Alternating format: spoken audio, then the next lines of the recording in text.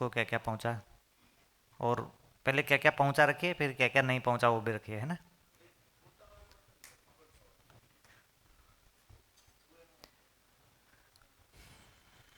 हाँ, वो माइक देते हैं उनको।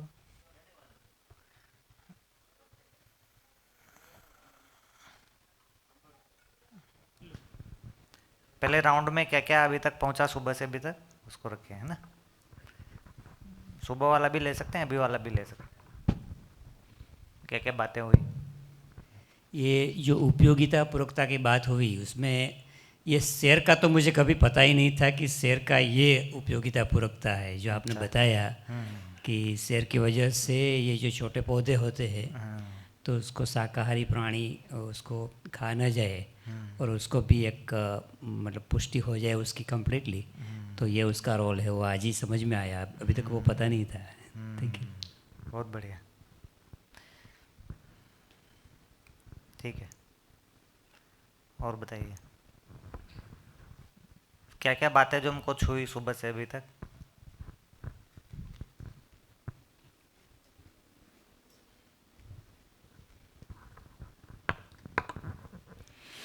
अभी जो पेड़ की बात हुई तो 2 मिनट के लिए लगा कि मुझे भी यही था कि भ्रम कि भाई पेड़ ऑक्सीजन दे रहा है, ऐसा नहीं पेड़ नहीं दे रहा है, बट सिर्फ पेड़ नहीं दे रहा है।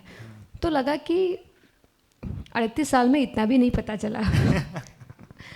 और जो आपने वो बात की ना पानी वाली, अभी भी मैं हिमालय जाकर आई तो बहुत सट मतलब छू गई वो बात कि पानी ऊपर पहले जाता है, मतलब वो हर परिस्थिति में पहले अपनी पूरकता देखता है। और हम मानव है कि हर चीज़ में हमारा पहला स्वार्थ देख लेते हैं, तो वो बात बहुत छू गई। बहुत बढ़िया।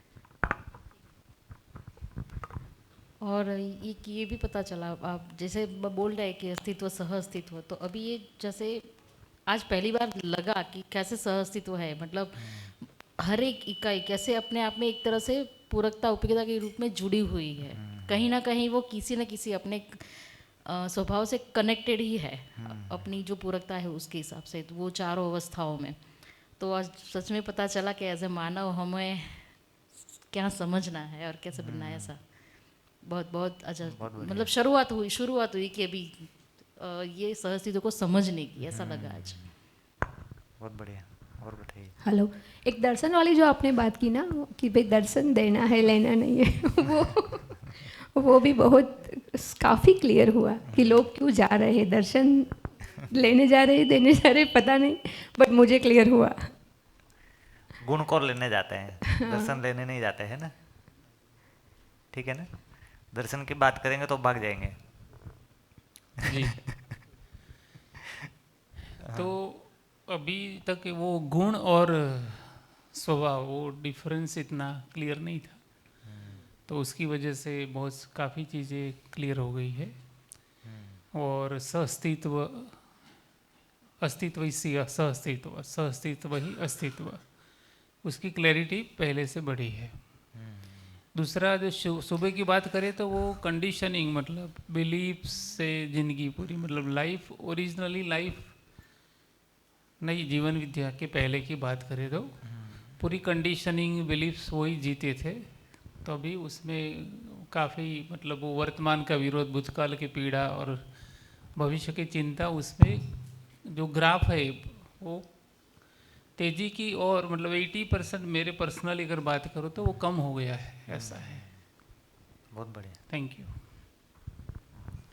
પદાર્થ અવસ્થા, પ્રાણ અવસ્થા અને જીવ અવસ્થા ये व्यवस्था में पूरक है।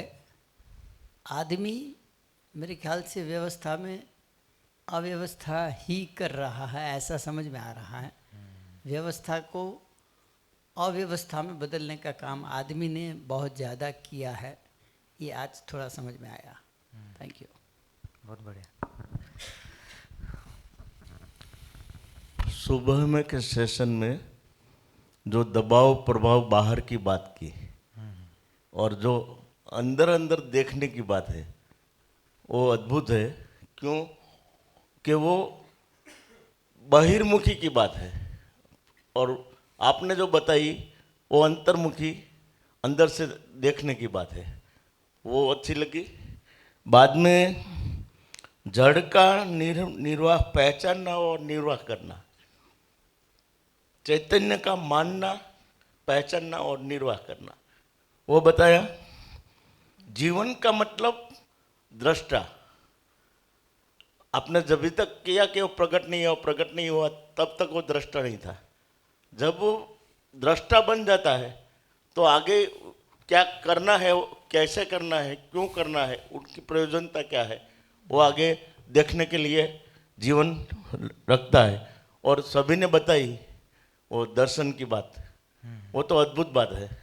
और गुण स्वभाव में जो फर्क नहीं था अभी तक, मैंने भी जब आप गुण स्वभाव का पूरा डिटेल दे रहे थे तो मैंने बोला कि फिर से बोल दो, तब भी मैं क्लैरिटी में नहीं था, फिर से बोला तो भी अभी इसी वजह से कि मेरा ध्यान भटक गया था।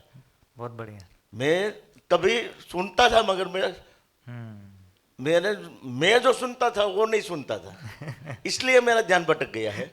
तो अभी ऐसा बोलूंगा कि अजीब ठीक है, धीरे धीरे आएगा। मेरे को फिर से वो गुण और स्वभाव को अलग करने में और परस्परता में भागीदारी, पूरी व्यवस्था में भागीदारी, वो समझने के लिए थोड़ी हेल्प चाहिए। ठीक। अस्तु।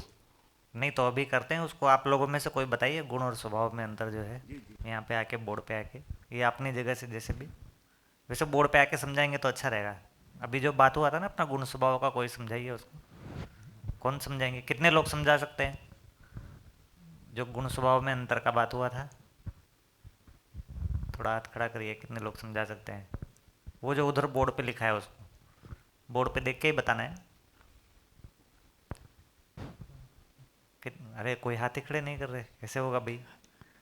आइए सुनील भैया बताइए, समझाइए ना। ये गुण स्वभाव में अंतर, वो उनको समझ नहीं आया तो समझा दीजिए। अपना जो भी आपका शैली है, जो भी आपको समझ में आए। कोई माइक, हाँ माइक है, ठीक।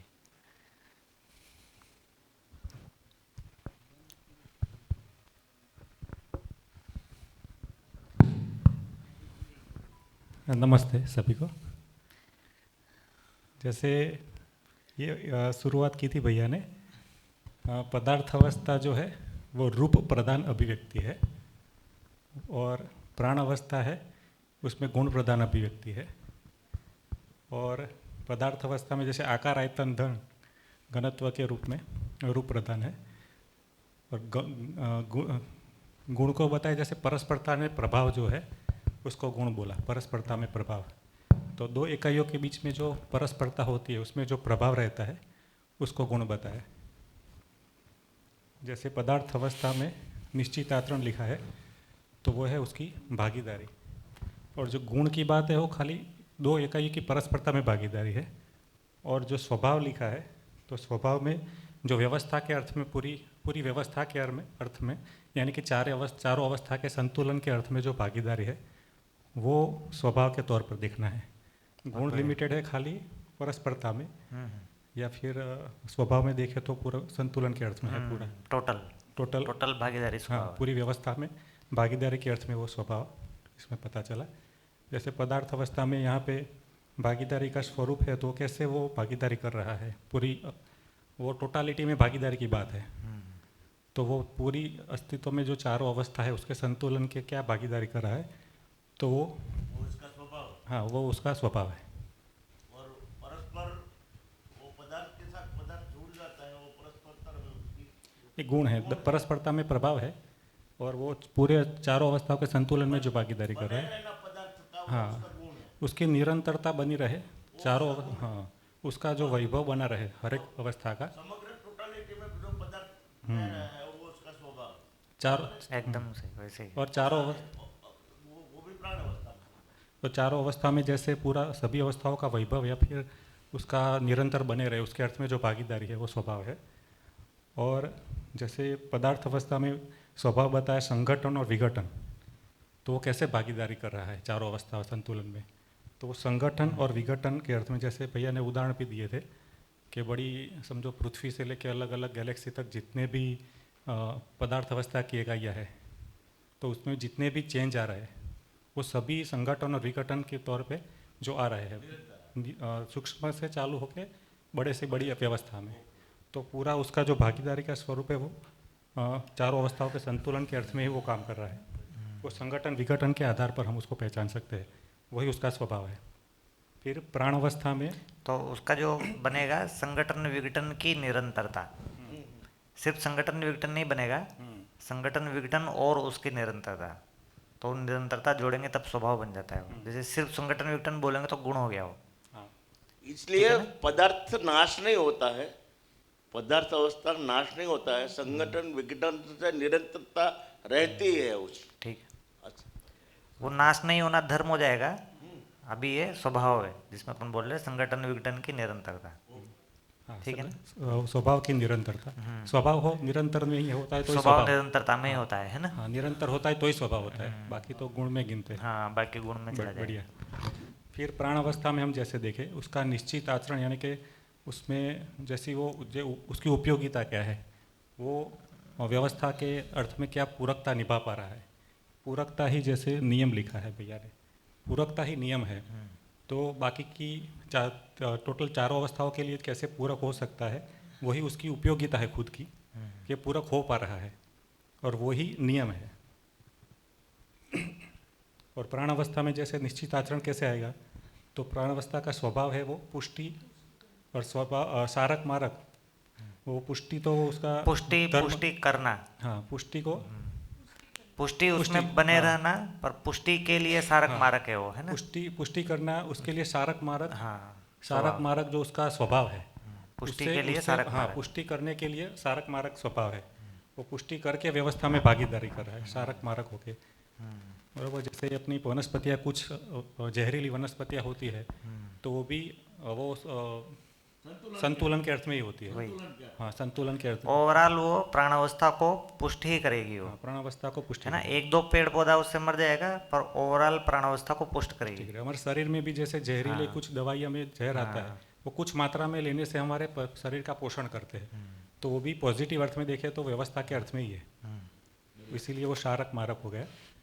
फिर उसके बाद आता है जीव अवस्था। तो पशु पक्षी जो प्राणी है उसमें निश्चित आचरण कैसे आएगा और संतुलन में कैसे रहेंगे, तो प्राकृतिक संतुलन बनाए रखने में उनके जो स्वभाव है क्रूर अक्रूर, जो चारों अवस्था के संदर्भ में हम देखते हैं, तो वो क्रूर अक्रूर उसका स्वभाव है।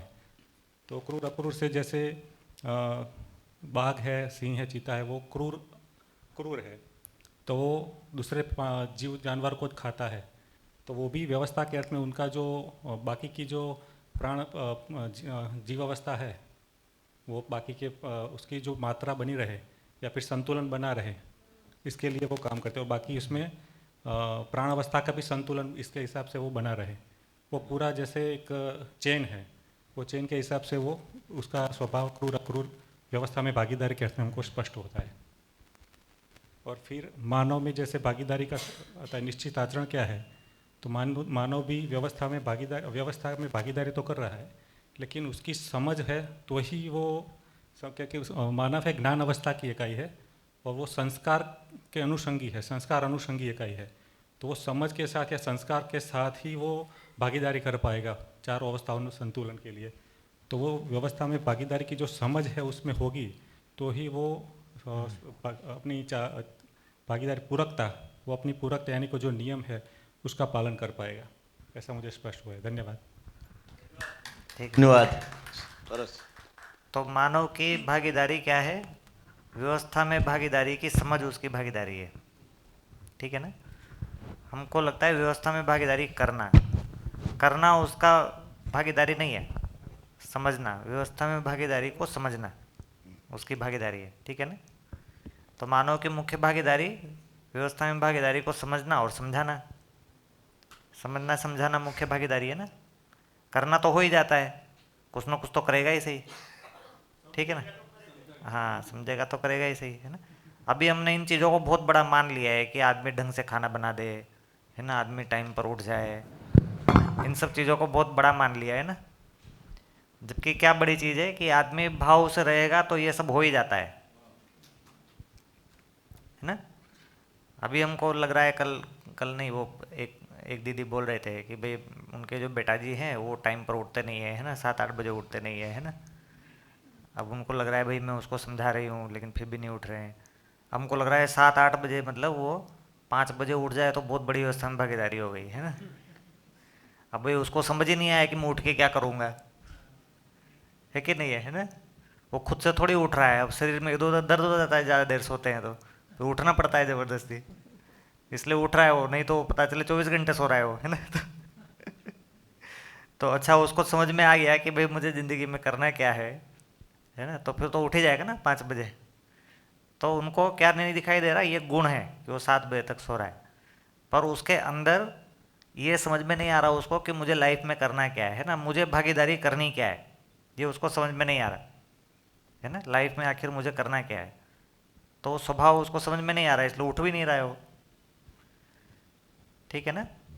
तो व्यवस्था में भागीदारी करना को हमने बहुत बड़ा चीज़ मान लिया है, पर वो बहुत छोटा चीज़ है, आदमी को समझ में आ गया तो करता ही हो, है ना। जैसे अगर अपन खुद से पूछे, है ना, एक बार अपन खुद से पूछे कि हम क्या लगता है कि हमको कोई बैठे बैठे कुछ ला कर दे दे तो हमको अच्छा लगता है क्या। जैसे अपन किसी व्यवस्था में है और हम कुछ नहीं कर रहे, बाकी सब लोग हमारे लिए कर रहे हैं, हमको अच्छा लगेगा क्या, नहीं अच्छा लगेगा ना। किसी भी मानव को अच्छा नहीं लगेगा, वो करना ही चाहता है, मानव है तो करना ही चाहता है वो, है ना। गाय को ऐसा कुछ नहीं है, उसको तो आप ले जाके खिलाओ वो खाती रहेगी बैठ के, है ना। उसके अंदर ऐसा नहीं आएगा कि बस मेरे को खिलाया जा रहा है मैं कुछ कर नहीं रही हूँ, है ना। पर मानव ऐसा नहीं कर सकता, ये डिफरेंस है ना मानव में, वो तो करना ही चाहता है। पर फिर भी हमारी पूरी दुनिया में समस्या ये है कि लोग काम नहीं करते, ठीक है ना। अभी यही समस्या, हर आदमी करना चाहता है और फिर भी दुनिया में समस्या ये है कि लोग काम नहीं कर रहे, है ना। स्कूल में टीचर ढंग से नहीं पढ़ा रहा, कंपनी में एम्प्लॉय ठीक से काम नहीं कर रहे, घर पे कोई खाना ठीक से नहीं बना रहा, कोई जो है बच्चा ठीक से पढ़ाई नहीं कर रहा, सब जगह ये समस्या है कि लोग कर नहीं रहे ठीक से, है ना, मन लगा के कर नहीं रहे। तो सारी समस्या ये है कि वो कर नहीं रहे, इससे वो खुद ही परेशान है। हमको लग रहा है कि भाई हम परेशान है, वो कर नहीं रहा है इससे। अच्छा वो करना चाहता है और कर नहीं रहा है, कितनी परेशानी है, बहुत बड़ी परेशानी नहीं। हम किसी कंपनी में काम कर रहे हैं और हम वहाँ पर कर नहीं रहे ठीक से, क्योंकि हमको लग रहा है भाई करेंगे तो शोषण हो जाएगा, ठीक है ना। तो अब ये अंदर से कितना अंतर्विरोध है, कितना बड़ा इनर कॉन्फ्लिक्ट है ये। हमको लग रहा है आदमी कामचोर है, वो कामचोर करने से हमको बाहर से दिख रहा है, वो अंदर से कितना कॉन्फ्लिक्ट में होगा वो आदमी। हर आदमी चाहता है कि वो अपना पूरा दे, हर आदमी चाहता है कि वो अपना पूरा पोटेंशियल दे, वो दे नहीं रहा, ये उसके अंदर कुंठा है बेचारे के अंदर, क्योंकि उसको लग रहा है वो देगा तो शोषण हो जाएगा। तो इसको अपन अंदर की साइड से देखें तो कुछ और पिक्चर दिखता है। हर आदमी अपना फुल एनर्जी लगाना चाहता है और फुल एनर्जी नहीं लगा रहा है, यही उसकी पीड़ा है, क्योंकि कहाँ लगाए उस एनर्जी को, बहुत एनर्जी है आदमी के पास में, ठीक है ना, कहाँ लगाए, इसलिए कोई भी नहीं लगा रहा, इसलिए सब जो है परेशान है लाइफ में, हेलो। ठीक है ना। मुझे इसमें ये सेशन में एक बात बहुत अच्छी लगी कि भाई हर एक परस्पर उपयोगिता के धोरण पे काम कर रहे हैं, पदार्थ अवस्था, जीवावस्था, प्राण अवस्था, तो उसका हर एक का एक दायरा है। पदार्थ अवस्था इतने में कर रही है, प्राण अवस्था का थोड़ा दायरा बड़ा है, जीवावस्था बढ़ेगा, लेकिन सबसे बड़ा आत्मसम्मान तब लगता है मानव के स्वरूप में कि उसका पूरा धरती के रूप में उपयोगिता का एक सूक्ष्म प्रभाव है और उसको वो करके ही सुखी होता है। और जैसे कि पूरी धरती में सह अस्तित्व है तो पूरे धरती के रूप में वो जुड़ा रहता है। तो कहीं जाके वो एक बात स्पष्ट हुई कि भाई व्यक्ति को कहीं कुछ प्रॉब्लम हो रहा है तो उसको दुख लग रहा है, तो जाके ये वो भी बात स्पष्ट हुई कि चाहे हम जाने या ना जाने, कोई व्यक्ति हमारे होने को नहीं स्वीकारता तो भी प्रॉब्लम होता है, क्योंकि वो पूरा अस्तित्व के साथ जुड़ा हुआ है। तो उसकी स्वीकार्यता भी एक बहुत बड़ी बात है। तो हमको वो भी बात ध्यान रखनी है कि भाई स्वीकार्यता हम जाने के नहीं जाने, लेकिन वो बहुत अद्भुत बात है। तो पूरी धरती के रूप में वो अस्तित्व स्वीकार हुआ है और हमारी अपेक्षा, सबकी अपेक्षा उस अस्तित्व को जुड़े रहने और उसकी भागीदारी को समझ के उसको मेंटेन करने में। बहुत बढ़िया, और रखिए।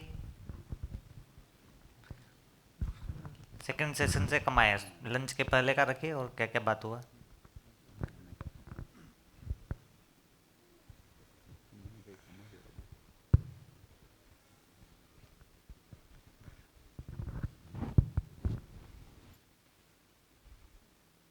इधर बोर्ड पे बना हुआ है ये सब, है ना। ये लंच के पहले किया था अपन ने बात। पहचानना मानना।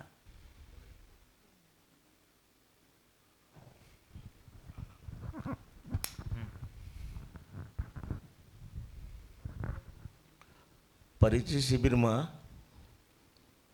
ન્યાય ધર્મ સત્યની જે વ્યાખ્યા આપી એમાં સત્ય પરમ સત્તા વ્યાપક સત્યને સમજવાની છે. પણ દર્શનના પ્રકાશમાં અસ્તિત્વ સહઅસ્તિત્વ એને પાછું બાબાજીએ પરમ સત્ય કીધું. સત્યની ઉપર પરમ સત્ય મૂક્યું.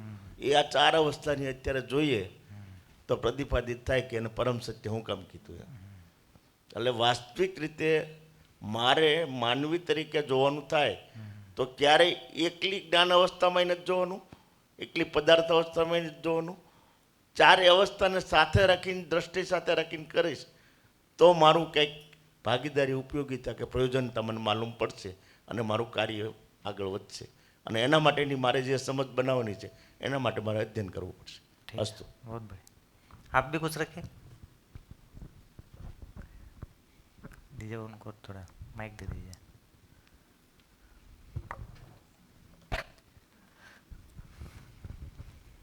और तो कुछ नहीं जोड़ना चाहूँगा, लेकिन जो अभी गोष्ठी में बताया था वही कि मैं क्या हूँ और क्या कर सकता हूँ. तो अभी आफ्टरनून के सेशन में आपने बहुत बड़ा इसमें विस्फोट किया.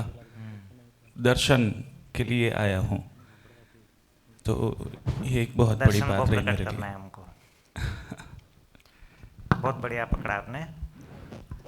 हर एक मानव को दर्शन को प्रकट करना है, ठीक है ना। क्योंकि जीव प्रकट नहीं करेगा दर्शन को, है ना। पेड़ प्रकट नहीं करेगा, मानव ही प्रकट कर सकता है दर्शन को, ठीक है ना। तो अस्तित्व दर्शन करना है और उसको प्रकट करना है।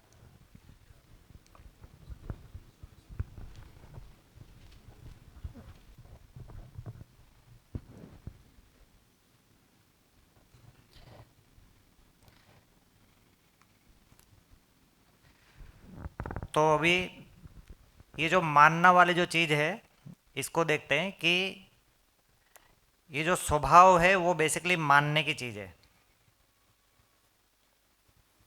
स्वभाव, है ना, ठीक है ना। जैसे अस्तित्व में ये सारा व्यवस्था है, पदार्थ अवस्था पूरक है, प्राण अवस्था पूरक है ना। मैं पूरक होना चाहता हूँ। अब ये मानना है कि इसको जानना है। जानना मतलब जब तक जानने में नहीं आया तब तक मानेंगे नहीं।